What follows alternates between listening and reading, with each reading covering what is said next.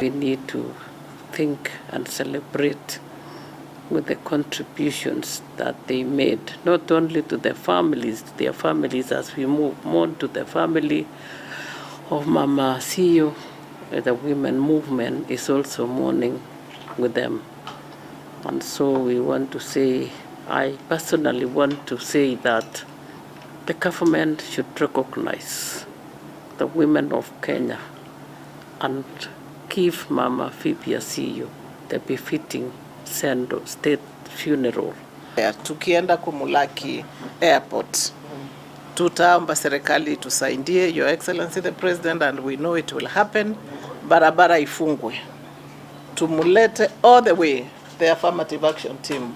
Umuthi turaririkana wira munene uria urutitwo ni mutongoria umwe munene wa bururi witu wa Kenya, Honorable Phoebe Asiyo. Honorable Phoebe Asiyo was not just a woman leader. She was a leader of this country. Tumia ni turi na kieha kingi mundu ni undu wa mutumia uria witagwo Phoebe Asiyo wa parliament, na ni akoretwo akiruta wira munene muno wa bururi uyu, mawira mamwe maguteithia atumia na maria mangi maguteithĩrĩria bururi.